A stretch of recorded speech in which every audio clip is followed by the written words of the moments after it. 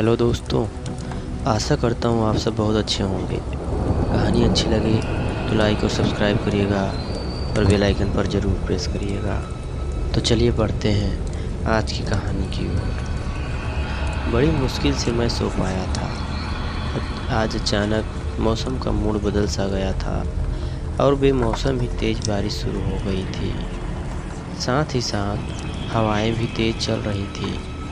बाहर पेड़ के सूखे पत्तों पर गिरती पानी की बूंदें और बीच बीच में कड़कती बिजली व बादलों की गर्जना पूरे वातावरण को और भी भयानक बना रही थी। मैं आजकल एक उपन्यास लिख रहा था, उसी के आखिरी चरण में था और अक्सर मैं अपने लेखन के लिए शहर से दूर बने अपने इस दूसरे मकान में आ जाता था और कुछ दिन शहर के शोर शराबों से दूर प्रकृति की गोद में शांत वातावरण में रहकर लेखन कार्य करता था।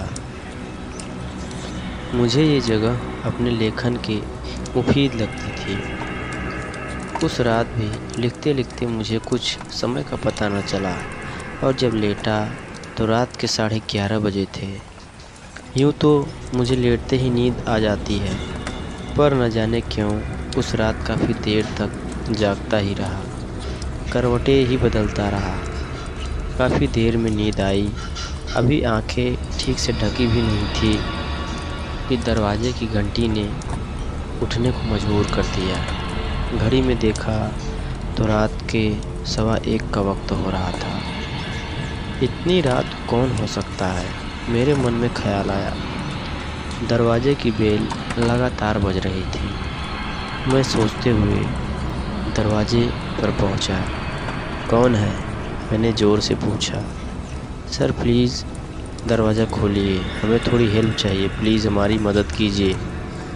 बाहर से किसी आदमी की आवाज़ आई। पर तुम हो कौन और इतनी रात के तुम्हें मुझसे क्या काम? सर हमारी गाड़ी का एक्सीडेंट हो गया है और हमारा मोबाइल भी काम नहीं कर रहा है। सिर्फ एक कॉल करनी थी, प्लीज़ हमारी मदद करिए। ये किसी औरत की आवाज़ थी, पर मैंने किसी अनजान के लिए दरवाज़ा नहीं खोल सकता। मैं दो टूक उत्तर दिया। प्लीज़ सर हमारी हेल्प करें, ज़िंदगी भर आपका एहसान नहीं भूलेंगे। प्लीज़ सर प्लीज़, हम पूरी तरह भीग चुके हैं, बस एक कॉल करने के निकल जाएंगे। घर में बच्चे अकेले हैं, उन्हें सिर्फ खबर करनी थी कि ऐसी घटना घट गई है, इसलिए हम सुबह तक आ पाएंगे। उसी औरत ने बोला, जिसकी आवाज़ में एक डर और घबराहट सी थी।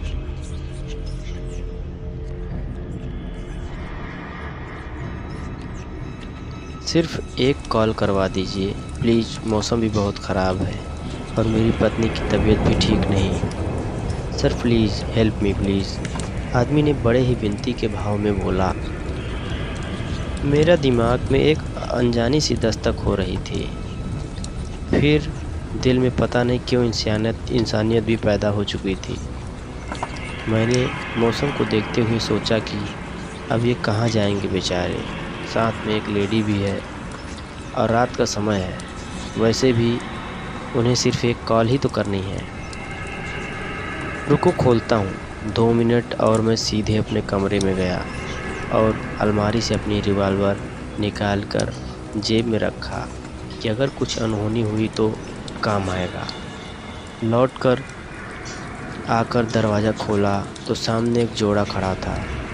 देखने में वो एक अच्छे घर के शरीफ लोग दिख रहे थे।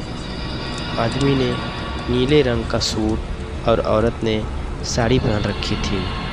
उम्र कोई 30-35 रही होगी दोनों की।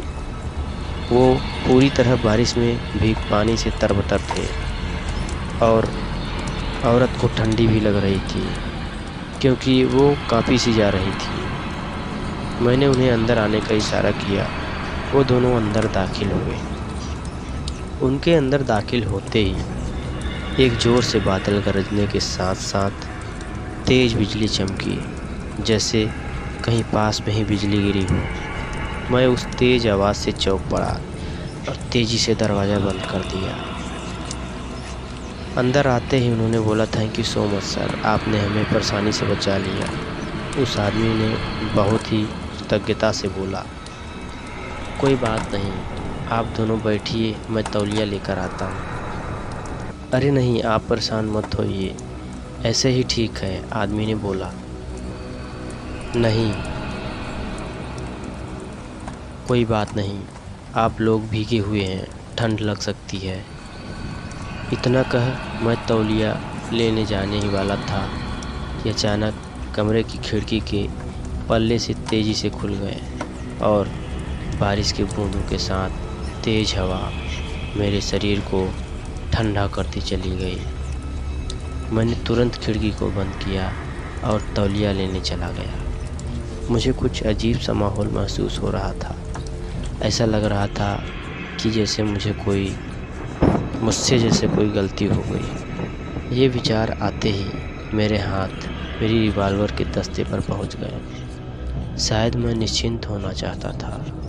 रिवॉल्वर का एहसास होते ही मुझ में एक हिम्मत का संचार हो गया। मैंने तौलिया ली और वापस हाल में आया। लौट कर आया तो वो दोनों उसी तरह ही खड़े थे। शायद वो कमरे के कारपेट को गीला नहीं करना चाहते थे। अरे आप दोनों खड़े क्यों हैं, बैठिए ना, मैंने कहा। थैंक यू सर, सोफे पर हिचकते हुए बैठते उन्होंने बोला। मैंने उन्हें तौलिया दी। उन्होंने अपने गीले बदन को पोंछकर मुझे दे दिया। मैंने वो तौलिया उसी से सोफे के किनारे डाल दी। थैंक यू सर, क्या हम एक कॉल कर सकते हैं, उस आदमी ने पूछा। हाँ ज़रूर, और मैंने अपना मोबाइल उसको दे दिया। उसने कोई नंबर लगाया, पर शायद ख़राब मौसम के कारण नंबर कनेक्ट नहीं हो पा रहा था। उसने 2-3 बार कोशिश की, फिर मुझे मोबाइल लौटाते हुए बोला,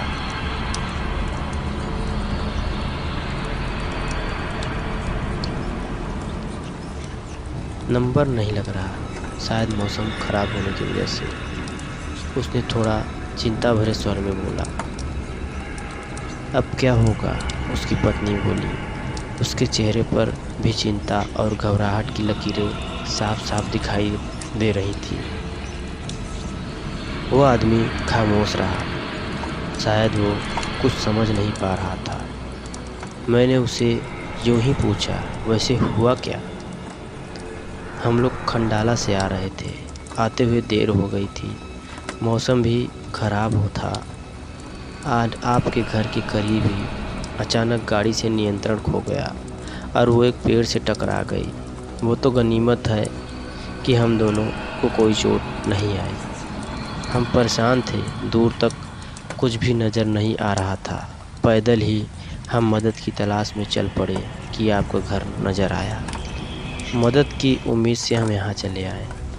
आपका बहुत बहुत शुक्रिया कि आपने हमारी परेशानी को समझा और अंदर आने दिया। पर बदकिस्मती देखिए कि नंबर भी नहीं लग रहा है। कोई बात नहीं, आप ऐसा कीजिए, आज आप यहीं रुक जाइए। सुबह होते ही कोई मैकेनिक बुला लेंगे और गाड़ी सही करवा देंगे, और मौसम भी साफ़ हो जाएगा, तब तक निकल जाइएगा।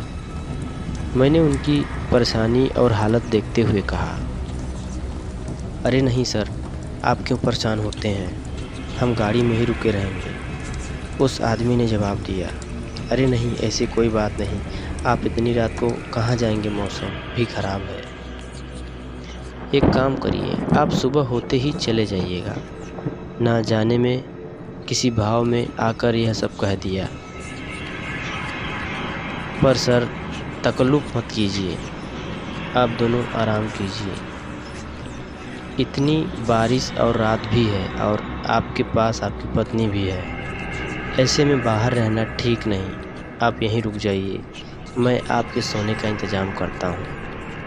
जी शुक्रिया, ठीक है, हम सुबह होते ही निकल जाएंगे। उसने अपनी पत्नी से सहमति लेते हुए बोला, ठीक है, आइए आपको आपका कमरा दिखा देता हूँ। उन दोनों को गेस्ट रूम में छोड़ मैं वापस अपने कमरे में आकर लेट गया। आने से पहले मैं अपना कुर्ता पजामा और अपनी पत्नी की एक साड़ी उन्हें देता आया, क्योंकि उनके कपड़े भीगे हुए थे। उन्होंने मुझे धन्यवाद दिया और मैं अपने रूम आ गया। मैं लेटे लेटे उनके बारे में ही सोचता रहा और कब सो गया पता ही न चला। सुबह से जब मेरी नींद खुली तो मैंने घड़ी में नज़र दौड़ाई, देखा तो सुबह के 6 बज चुके थे। रात में देर से सोने की वजह से समय का पता ही न चला। मैं तुरंत बेड से उतरा और अपने रूम से बाहर आया तो देखा उनके कमरे का दरवाज़ा खुला हुआ था। मैंने कमरे के बाहर से उनको आवाज़ दी, पर अंदर से कोई आवाज़ नहीं आई। मैंने 2-3 बार आवाज़ दी, पर अंदर कमरे में कुछ पूरी तरह से खामोशी छाई रही। मैं कमरे के अंदर गया तो देखा बेड खाली था, पर बेड में सिलवटें पड़ी हुई थी और बेड के किनारे पर वही कपड़े पड़े थे जो मैंने उन्हें पहनने के लिए दिए थे। वह कुछ गीले से लग रहे थे, शायद रात में उन्होंने पहनने से पहले गीले हुए थे। पर वह दोनों गए कहाँ? वो बिना कुछ बोले समझ नहीं आ रहा था।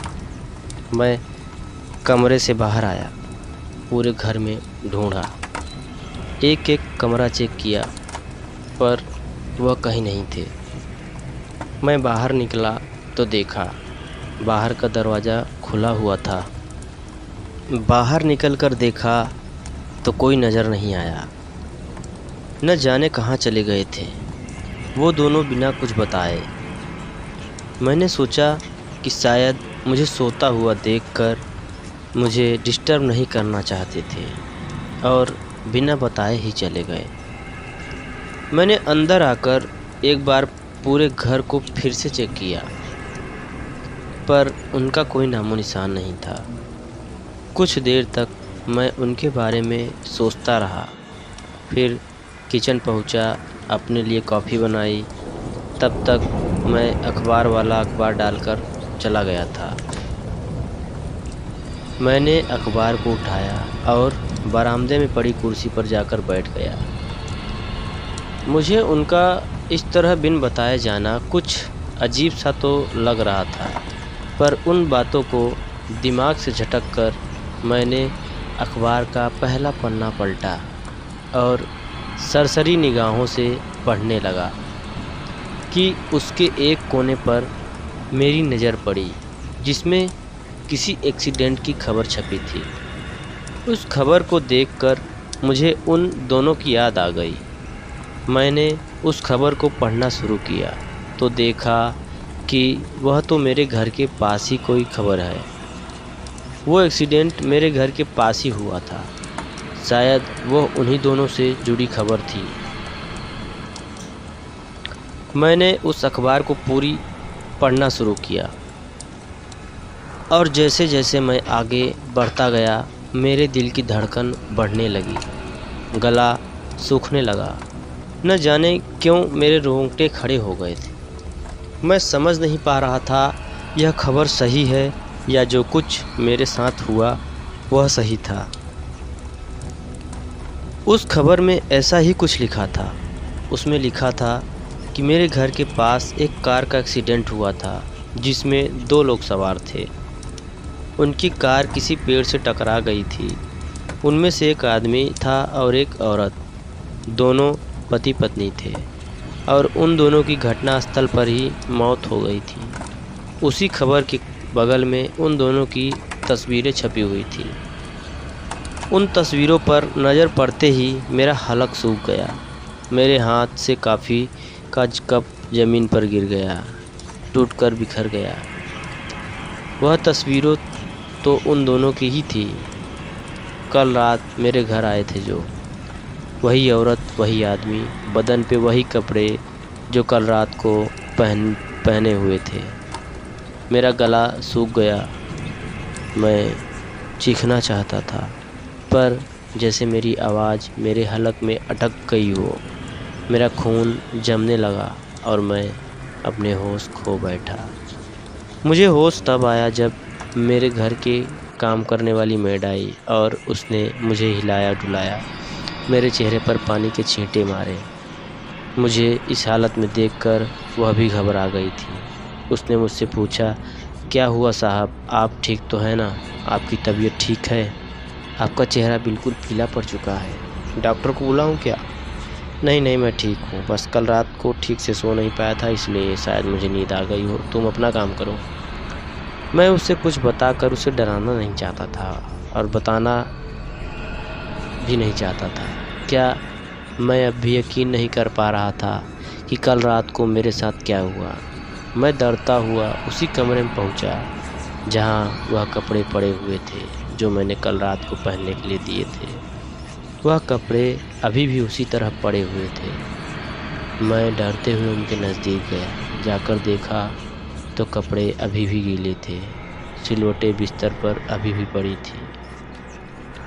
समाप्त। दोस्तों धन्यवाद। कहानी अच्छी लगी हो तो लाइक और सब्सक्राइब करिएगा।